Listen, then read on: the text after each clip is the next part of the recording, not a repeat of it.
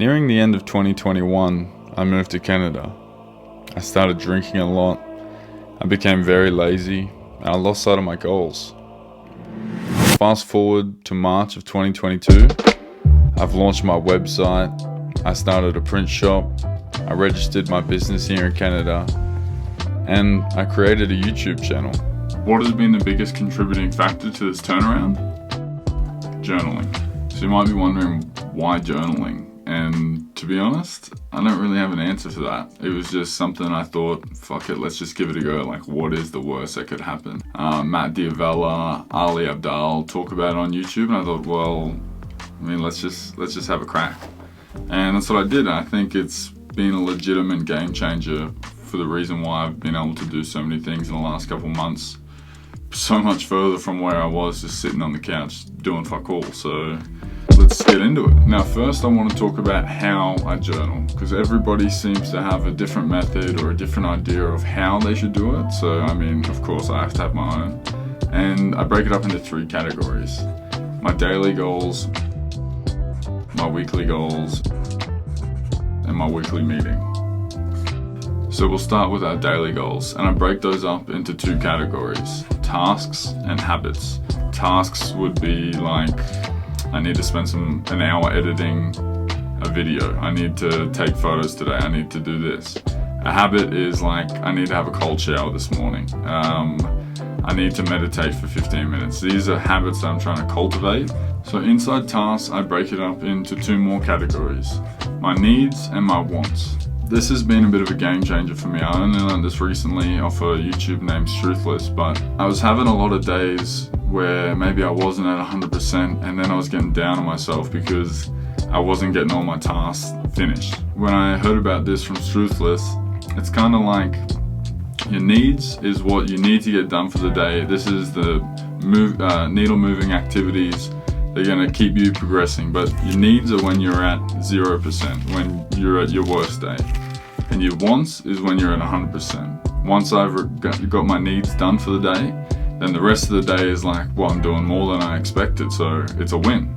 And it's been a real game changer for me to envision it like this. And then that brings us to our weekly goals, which again is broken up into habits and tasks. And here, it's very simple. Usually my habits, say a cold shower or going to the gym, I'll probably want to do those 5 times a week at a minimum. So that will be the habits. That's pretty much all. They're not very difficult. The task side is again numbered 1 to whatever. It's usually have about 10 major tasks that I want to get done for the week. So I do want to stress the activities that I'm putting on my weekly goals are not like doing the washing and making sure I fold my clothes and making sure I'm doing my dishes. It's more like needle moving activities. Activities that are going to get me closer to my goals. So if I look at my goals, I say I want to post so many videos in 1 year. Then I go, all right, well I need to post a video this week. So what do I need to do to post that video? I need to film, I need to edit, I need to do all these other things. They're my needle moving activities. Washing my clothes, although it is important, is not a needle moving activity. It's just something that we have to do, granted.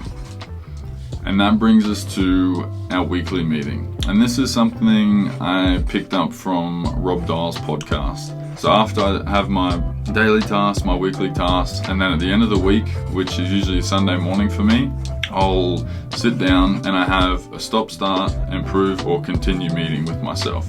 And it only usually takes 10 minutes. I pretty much just think about the week, and I think about anything I need to stop doing, anything I need to start doing, anything I can improve on, and anything that I think I'm doing well at. Okay, so for example, continue to smash the gym. I was proud of myself because I went to the gym 5 times. I was jacked on it. I was super excited. Improve responsiveness in the morning. So I felt like in the mornings I was slacking off. I wasn't getting things done straight away. So I thought I need to improve that. And then it's a really good way to look back on the week and think about the goods and the bads, and then take that information to the next week. Now I want to explain how it's actually changed my life. And I think the biggest one in this sort of realm is accountability. To me, accountability has been the biggest step in this whole journey. When you start writing things down, when you start seeing what you're doing daily, what you're doing weekly, and then you reflect on it at the end of the week, you are nothing but accountable. And it's been awesome for me because I look back and say, I slacked off here, I maybe didn't do this, or maybe I'm doing really good here, maybe I'm not doing good here, and then I know where I am. I know exactly where I'm at. Now, along with accountability, being able to see the needle physically move is been big for me as well. Before, I would do tasks that I thought was moving the needle or was doing things that I needed, but realistically I was just wasting time. I was watching YouTube videos or doing things that was completely a waste of my time and not moving the needle to where I wanted it to go. When you write everything down, you can see what you're doing. It's so easy to pick out straight away, like, oh, like why would I do that? That doesn't help my goals. It doesn't help what I want to do at all. Another big one for me is how fast it's been moving me towards my goals. Like before, I was moving towards my goals in such a slow pace because I was doing so many other things that were just wasting time. But now, because it's clear and concise what I'm doing, when I'm doing it, it's just pushed me in such a rapid pace. It's kind of like before I was an archer and I was aiming at a bullseye and I had a blindfold on. Eventually I was going to get that bullseye, but it would have taken me forever. And now it's kind of like I got a clear vision, I know exactly where I'm going. As many positives as I can say, there's also some negatives to journaling, some particular ones that I wanted to touch on. And one of them that really got me at the start was that I needed to understand that I wasn't perfect and I'm not always going to have productive days and I'm not always going to be on my A game. Realizing that fact was quite difficult, and I was down for a couple days. I thought, oh my god, I'm not being productive. I've got this list but I'm not doing anything on it. I'm just being lazy. What's wrong with me? But it's important to understand, and this is definitely the lesson that I learned, is that I'm not perfect and I will make mistakes and I will have unproductive days. I will not feel 100% all the time, and that was probably the first biggest hurdle that I felt with journaling. The second hurdle that I found with journaling is the need to be honest. And I think this is specifically for my type of journaling, at least how I do it, is at the end of the week, I have to be razor honest with myself and say, did I do this well? Was this good? Was this bad? Was I being lazy? It's like determining the difference between like a reasonable production loss and being lazy. And for example, this last week I had my birthday. So on my birthday I was hungover and I stayed in bed all day. And I said to myself, that's probably a reasonable production loss. Like, it's my birthday, surely I can get a day off. The second day after my birthday, when I stayed in bed, that was me being lazy. And at the end of the week, when I looked back on it, made that connection for myself. It was brutally honest with myself because I wanted to say that, oh, it's my birthday, surely I can have 2 days off.